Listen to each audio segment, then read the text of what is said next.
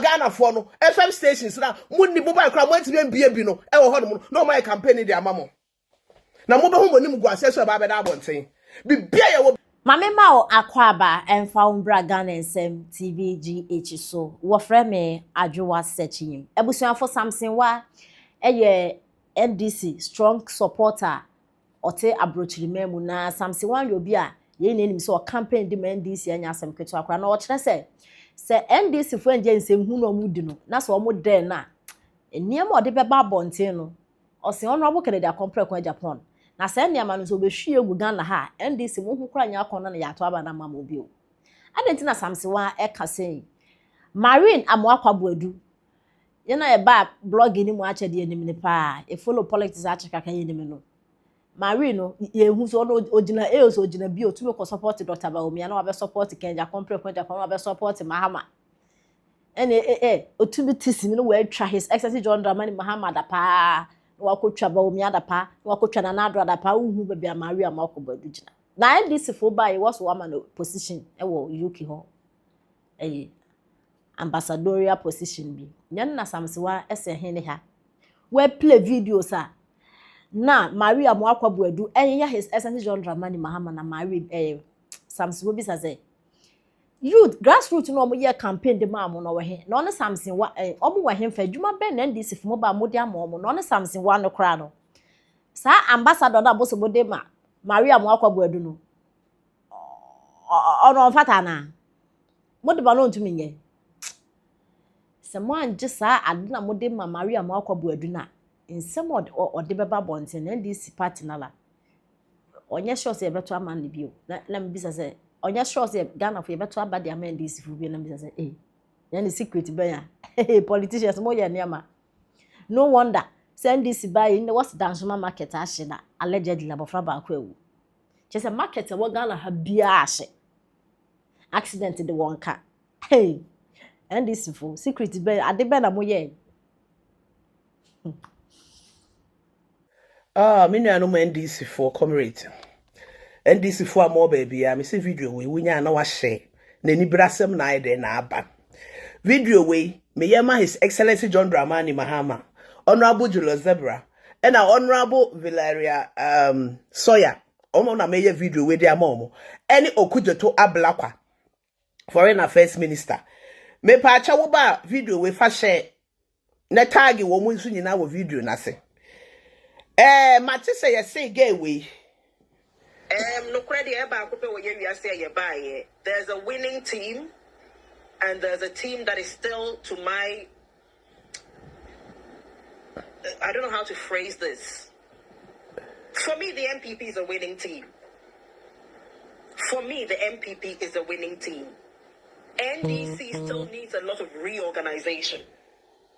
NDC still has a lot of weight to pull. Ansana Wamapa. They say next week Saturday, God will raise stones to vote for Dr. Baomia. They say next week Saturday, God will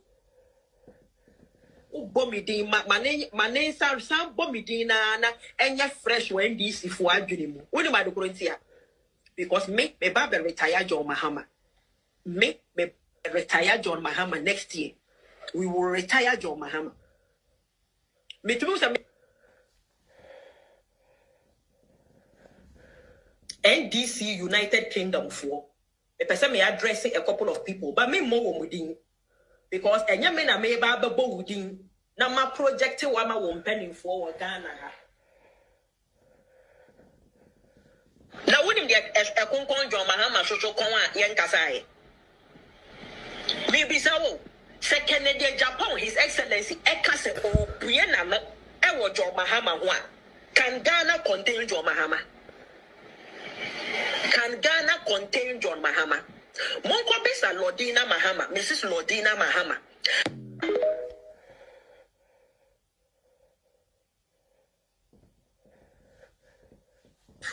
Kennedy Japan is not a fake human being like John Mahama. John Mahama will be fake. Watch your book, or two on John Mahama, or two watch your book, or to be good of a book on my bunting. On to be good of a book on my son, I don't make a to one watch no book or should Ghana for the book to be back. Muko bisa John Mahama so on throw book and a memoir. Or one memoir that on to me from because what much.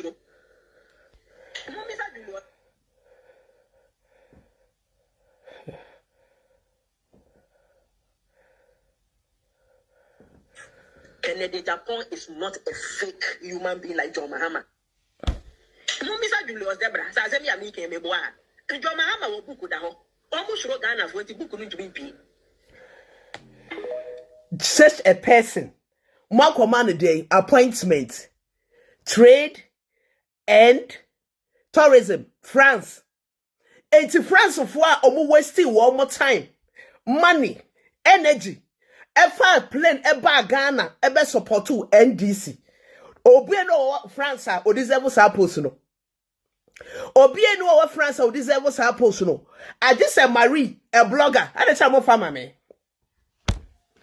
I dey tell some kwa de kamini ane Mahama. I dey tell mo fa post no mame. Try this for you are digging your own grave.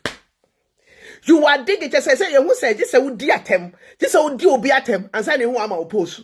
This woman have insulted John Dramani Mahama from infancy, from day one. Yeah, Baba to Abano, I shift to her, we're shifting cultivation, no, I shift to her, and then move Baba money post. Move man Marie post. Obia A level cry when we all level one pass it, no, I call A level po. Nasa yan kwalane kwa kope just a juma what catcher woman say they don't have qualification. Did Marie have a qualification? Huh? Marie our qualification. Abba. Muya de mani ye nipa ya se na nipa so nyina ya na ya. NDC for. Mutie de Ay3ka. Over time Mahama is a fake person. Mahama ya dem and them. Etimi so NDC card no what team. Card and crop when they ebudi ani bre kwa kwache. Na mo the post e koma Maria, mo pese ekola no mo ye dey. What do you want the youth to do?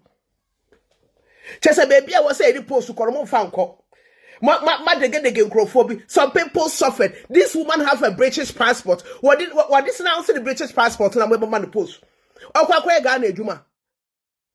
She have a British passport. This one they we are not going to agree. Babu yedda will lie. Babu yedda Marie post no. We are not going to agree. We are not happy. He says that we are not happy. Okujato we are not happy. Honorable Julius Debra we are not happy.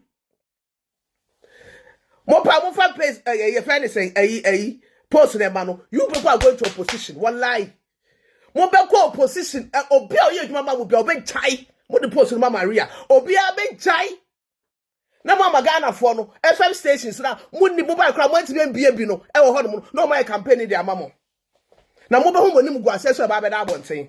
Bibia ye wo bia de ba be to abonten. Bibia wo bia de ba be to abonten. Mo be hu se mo be Ghana for kono crowd mo to aba amamo. Every people so say my stress musu mutu ya mufoko. Ade, mutu me atete semsa. Marie way say obi no this post no France. This is Marie. Marie who no know the tourism about Ghana. Who no know what the trade about Ghana. What did she know about trade and tourism? Nothing. None. Oh God. Me no NDC for comrade. Abusia, me gidi se ohwe ye. Ye fam Dr. Perfect. Hwe mesre onyankopon ahwe nyina ye so se ompre John Dramani Mahama akoma ti se dia opre feru akoma no na John Mahama ofa ni tumi eni ni MPs omo parliament no mo amend constitution no awoma John Dramani Mahama ensanko another 4 years nka ho 4 years no to punish Ghanaians iswa Yenfa another 4 years enka John Mahama amambo no bu nenye 8 years no from punish Ghanaians. Yes.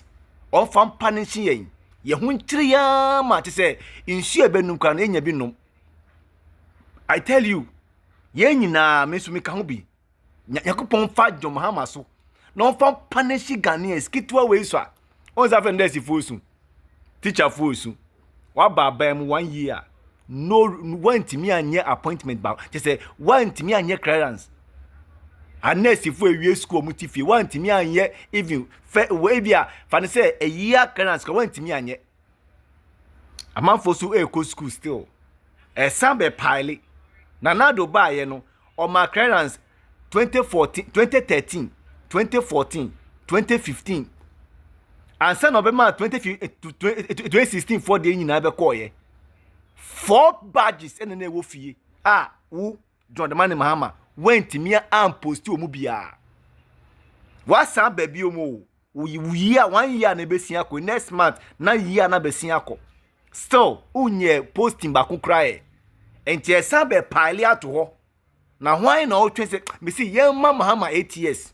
Not from punishing ungratefulnesses, ungrateful teachers, ungrateful civil servant or more krumha. Sabi, minimal doing and do mutrim.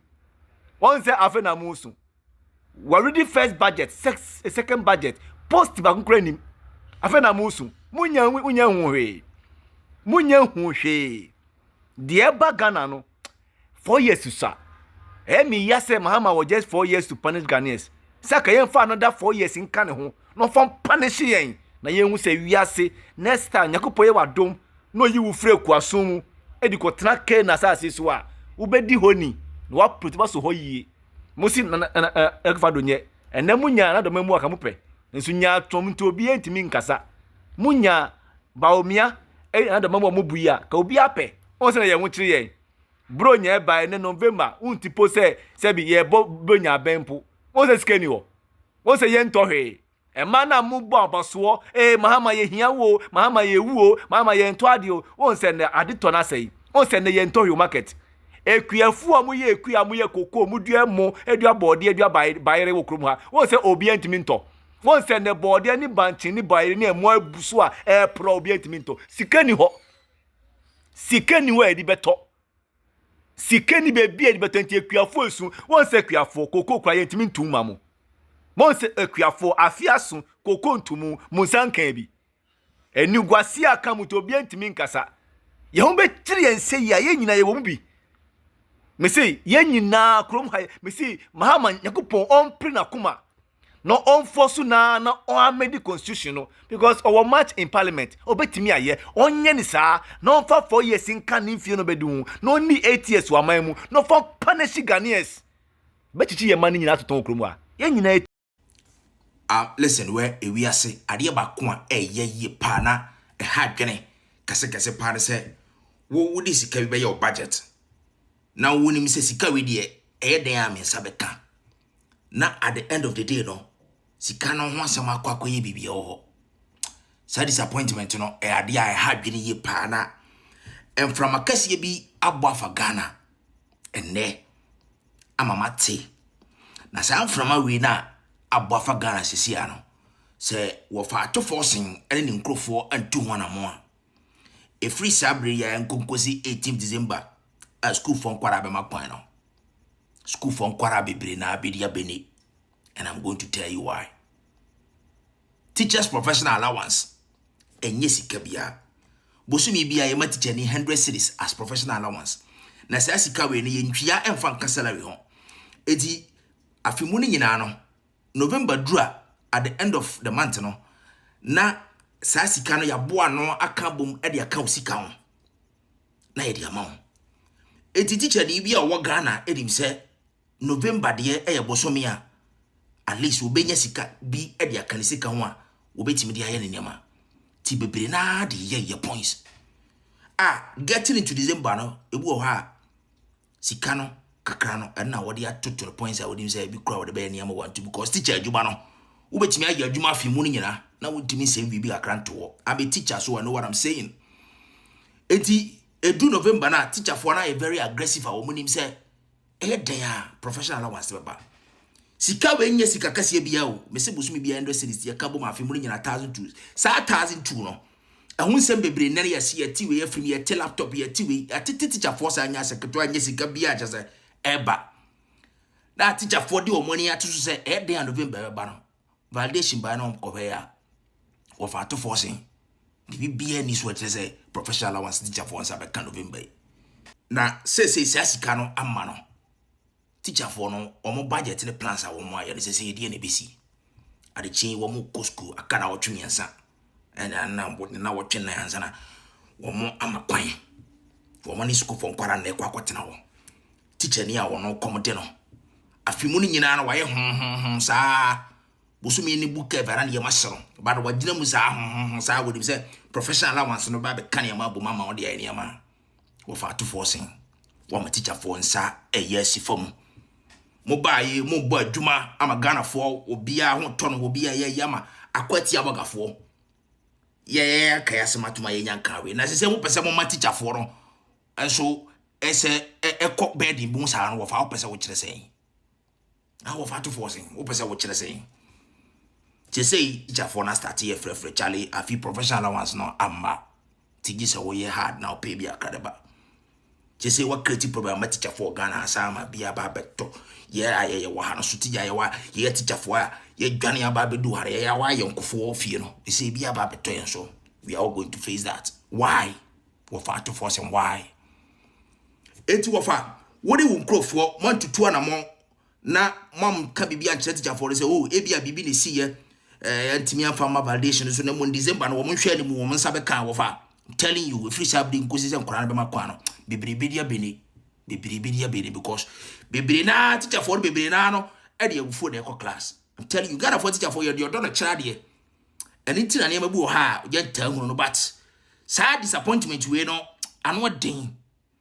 I'm a teacher so I know how it feels. I know den timpa for mu 2 among the teacher for the says can I your budget che say sika we na man ne obi ana ti imagine say wo kira de na kuma kira na na wo die one na de che okosku akora no eye mistake na o ye you know obe ka kire no everybody for madaroma on 2 among na bibia ti say no e ho hia yie pa because teacher for adwuma wo mo ball Ghana no ano din yie era NDC ba power nyina teacher for adwuma den e kan bi nti mo we teacher for madaroma wo fa to for sen bodo mpane for we di mo 2 among na nye bibia ye bibia so ani sa teacher for na dwa ye be sensia